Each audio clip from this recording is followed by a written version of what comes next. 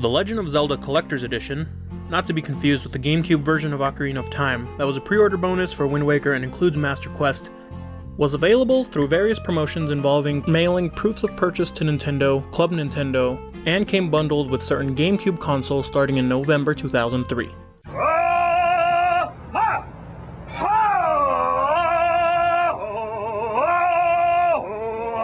Nice choice. For a limited time, if you buy a Nintendo GameCube for $99.99, you'll get a bonus disc with 4 classic Zelda games free. The game includes the instruction booklet, a Nintendo Power subscription card, and the health and safety booklet that nobody ever reads. This collection includes Zelda 1, Zelda 2, Ocarina of Time, and Majora's Mask, as well as a Zelda retrospective video, a Wind Waker special movie, and a Wind Waker demo. The Wind Waker special movie is basically just a highlight reel of some of the cool moments from the game. It includes Link getting the Master Sword, sailing around, defeating a big Octo. It doesn't include too many spoilers, although it does include the big Ganondorf reveal. It's mostly just a sizzle reel of the coolest looking scenes in the game and Link interacting with them. Overall a good hype piece. The Zelda retrospective shows clips of every main series Zelda game up until this point, which means it's only up until Wind Waker. Which is crazy to think about that this was definitive at one point, about 15 years ago.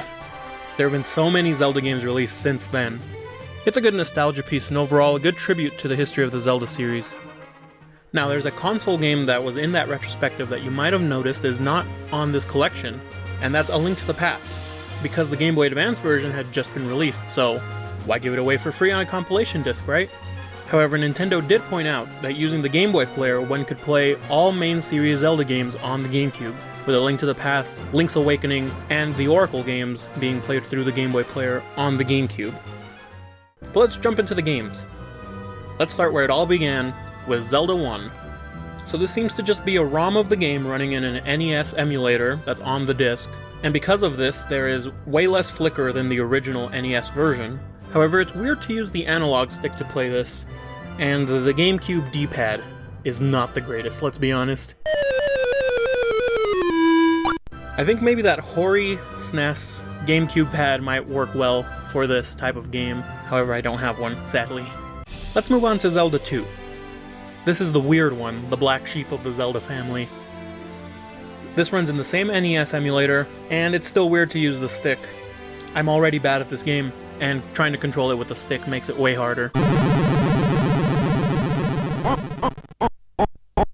But alright, Ocarina of Time, the classic that everybody loves. This runs in an N64 emulator. Somehow Nintendo got an N64 emulator running on a GameCube. And this runs surprisingly well.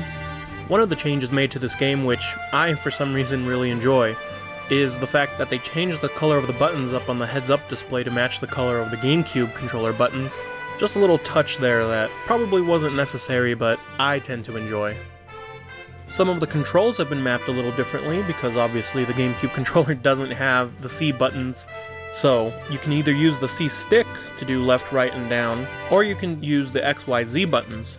Now X, Y, Z will be right, left, and down, respectively, but it's a good option to have there be actual buttons there you can press for those inputs rather than deal with the stick, I think.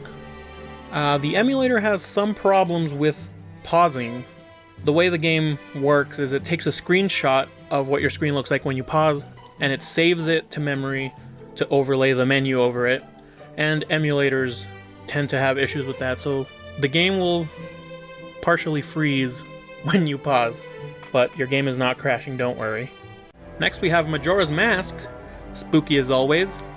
Now this one runs less well than Ocarina of Time in this emulator, probably because of its dependency on the expansion pack in the N64.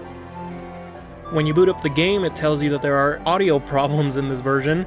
Some music will pop or appear to need to load in at times, and some sound effects can sound staticky.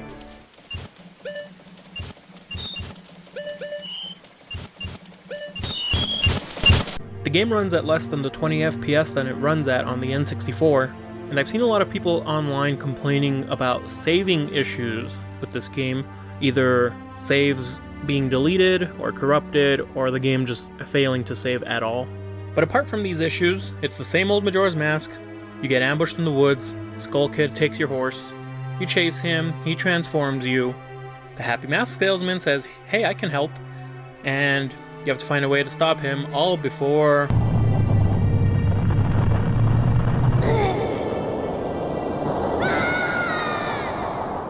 However, the part that intrigues me the most of this compilation is this Wind Waker demo, and that's what we'll be taking a look into the most here.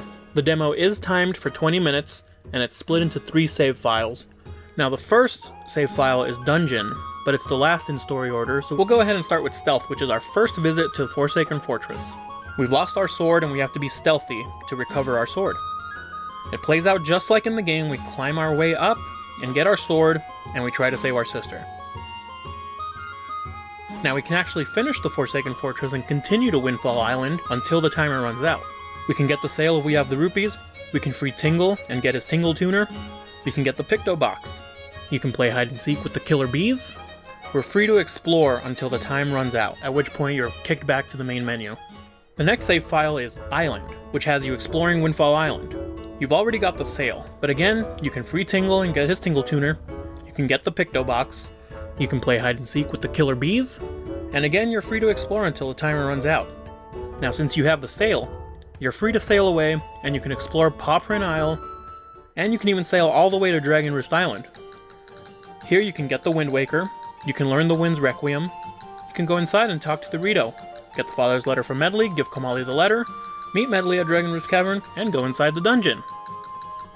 You can do all this as long as it stays within the 20-minute time limit the demo gives you. The last save file we're trying here is Dungeon, which has you starting inside Dragon Roost Cavern as if you just walked inside of it. However, you can turn right back around and leave the dungeon and explore all of Dragon Roost Island. You already have the Wind Waker, but you can learn the Wind's Requiem. All the story here is already done, so pretty much all you can do is complete the dungeon for now, unless you want to be a mailman. Now there's no funny business here, the dungeon is straight out of the game, warp pots and all. The mini-boss fight is included and you get the grappling hook from it. Now I couldn't quite finish the dungeon in the 20 minutes because there's a whole second half to the dungeon after getting the key item. However, I tried another run, and I used some speedrun tricks to get into the boss room, and it's all there, the whole boss fight, and you can explore the island after, and learn the Wind's Requiem again if you haven't already at this point. I'm not sure exactly how much of the game is on this disc. I tried to super swim to get further out from the island, but I'm not very good at them.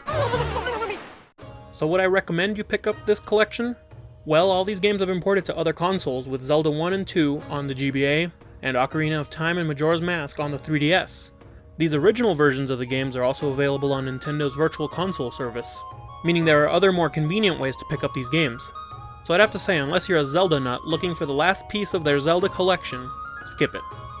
And for myself, this is definitely in my top 5 Zelda compilations.